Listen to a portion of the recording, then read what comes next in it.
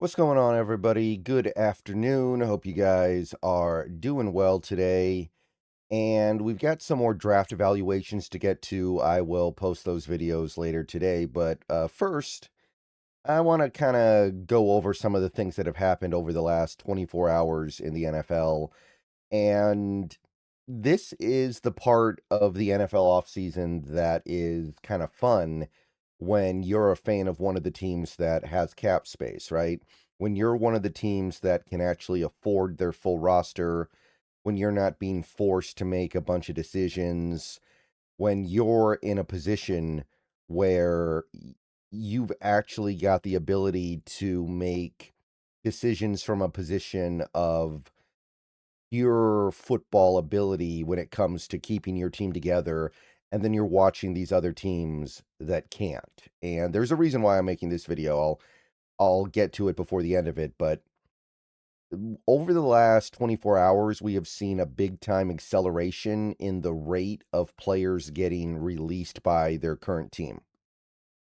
And it's pretty obvious why. The league year is about to roll over. Bonus money is going to kick in soon. And there are plenty of teams out there that really need to get under the cap. And this goes back to just before the last 24 hours, of course. This is something that's been going on for some time, ever since the season ended, really. But over the last 24 hours, if you've been paying attention, you have seen a lot of players, some of which are pretty good, go or about to, at least, or it's being announced that they are going to get let go from their current team. And this is kind of the fun part of sitting back and waiting when you have cap space. Sometimes you don't know the opportunities that are going to come up. Like in the last few hours, we got this from Adam Schefter. Rashawn Gary is out of Green Bay. Maybe they still trade him, I guess. It seems more likely they're just going to release him at this point, but Rashawn Gary is one. The Bills are going to be releasing Taron Johnson, their slot corner, who's really good, actually, one of the better slot corners in the league. And he there looks like they're just going to have to cut him and let him go. And Lions, Taylor Decker, he's getting released. And look, I'm not saying these are necessarily players the Seahawks should be interested in. Right? I don't think there's any reason why we would go after Taylor Decker. I don't really think Taron Johnson makes sense.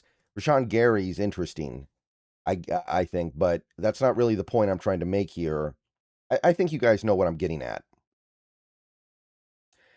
Point I'm trying to make is this is the time of year when there are going to be teams out there that have to let good players go for nothing just because they're over the cap or they need to get under the cap by enough to make some other move.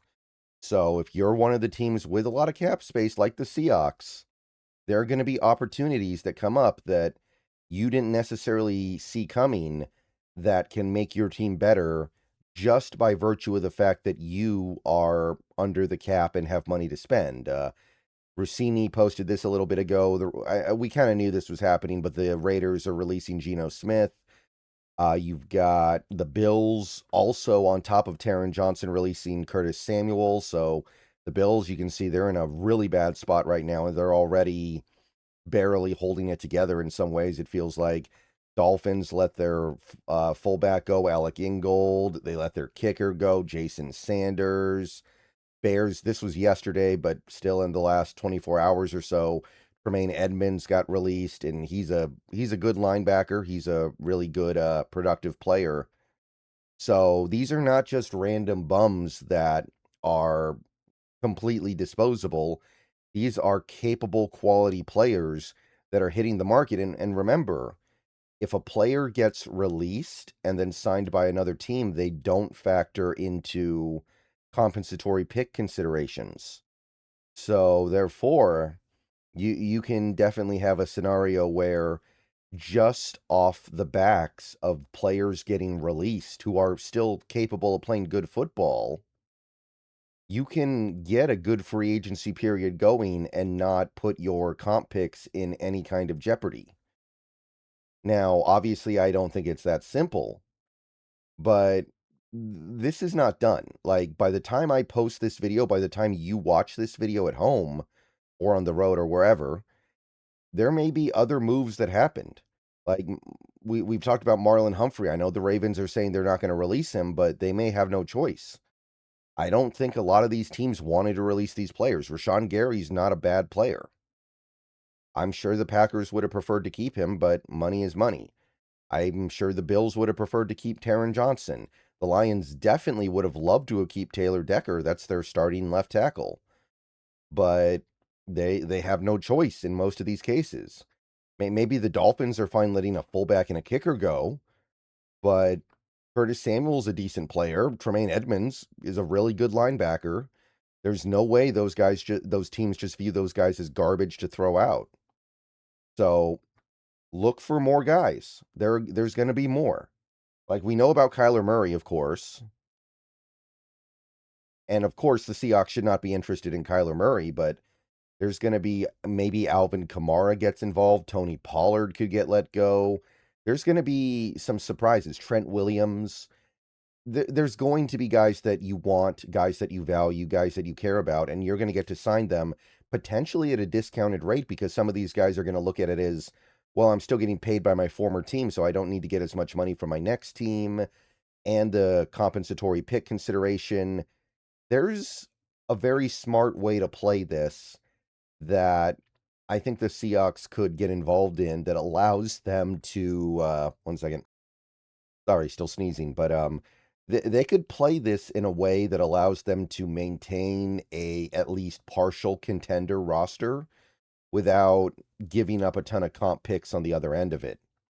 So keep an eye on this stuff. This stuff is going to keep happening. Again, by the time you watch this video, there will probably be another guy or two. By the time we get to tomorrow, the weekend, by the time we get to Monday, there's going to be more guys. And I know some of them are getting released because they're not as good as they used to be, but some of them can still play. And there is a universe where you are able to get what you need from the release pile from other teams. Like, I can guarantee you that somebody's going to get Rashawn Gary, and that somebody's probably going to be pretty happy with what they get because they're not going to pay him as much as Green Bay was paying him. And maybe that team ends up being Seattle. Some people have pointed out that Rashawn Gary's high school linebacker coach is the current Seahawks linebacker coach, Chris Partridge.